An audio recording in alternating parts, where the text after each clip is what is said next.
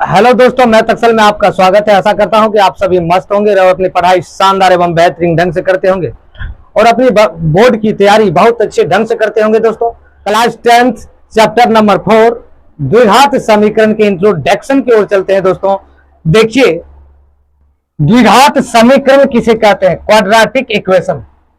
देखो, यदि A B C, देखो द्विघात समीकरण क्वाड्रेटिक इक्वेशन यदि ए बी सी वास्तविक संख्याएं हो तथा ए डज नॉट इक्वल 0 तो a x square plus b x plus c बराबर 0 के रूप में कोई भी समीकरण को द्विघात समीकरण कहते हैं। कोई भी समीकरण रहेगा यदि a x square plus b x के रूप में रहेगा, बी एक्स प्लस सी बराबर 0 के रूप में रहेगा, तो हम समझ जाएंगे दोस्तों कौन सी है, द्विघात समीकरण है। दोस्तों, इसकी खोज श्री धराचार्य जी ने 11वीं शताब्दी में किया था। इन्होंने वर्ग का इस्तेमाल करके वर्ग करके तब हल किया था द्विघात समीकरण का। 11वीं शताब्दी में दोस्तों इन्होंने क्या, भारत के एक ये गणितज्ञ था, इन्होंने खोज किया था। बिल्कुल आसान तरीके से इन्होंने किया था अपनी खोज, इस द्विघात समीकरण का खोज। जैसे में 3x² प्लस 5x प्लस 8 बराबर 7, दूसरा है 3x² minus x² minus 3x बराबर 0, तीसरा है 2x plus 3 into 3x minus 7 बराबर 0। अब ये सब क्या है? द्विघात समीकरण है। क्या है? द्विघात समीकरण है।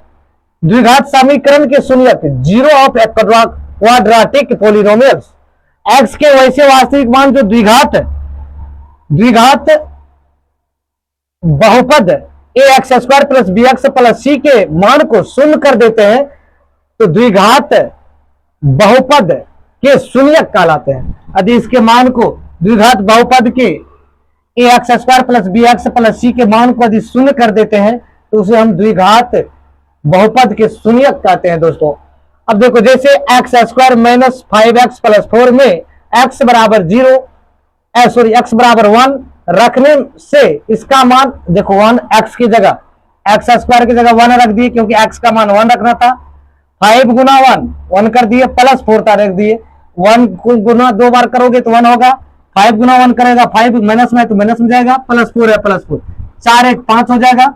अब 5 में से 5 जगह 0 हो जाता है तथा एक द्विघात का शून्यक है। दोस्तों, उसके बाद है द्विघात समीकरण का मानक रूप, standard form of a quadratic equation a x square plus b x बराबर a x square plus b x plus c बराबर 0 तो ए डज नॉट इक्वल 0 तो द्विघात समीकरण का मानक रूप कहलाता है। दोस्तों, जैसे देखो द्विघात समीकरण 2 प्रकार के होते हैं।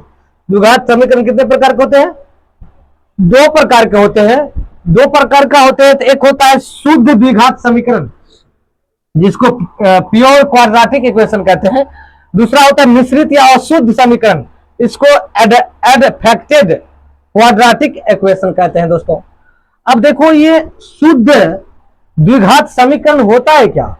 शुद्ध द्विघात समीकरण को हम कैसे बनाते हैं या क्या होता है?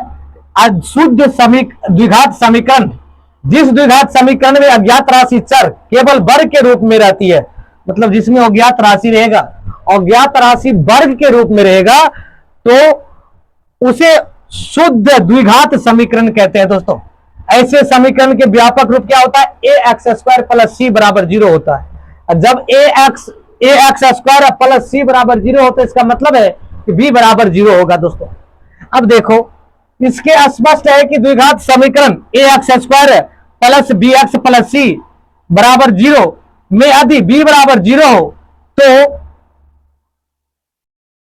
वह शुद्ध द्विघात समीकरण बन जाता है। यदि 0 हो जाता है तो वह क्या होता है? शुद्ध समीकरण, द्विघात समीकरण बन जाता है। जैसे x² माइनस 4, x² वाला पद है, x वाला पद तो नहीं है, ये x² वाला पद है लेकिन सी वाला पद है, लेकिन b वाला पद नहीं है। अब 25x² माइनस 9, x² वाला पद है, c वाला पद है लेकिन b वाला पद नहीं है, तो इसको हम क्या कहेंगे? शुद्ध द्विघात समीकरण कहते हैं दोस्तों।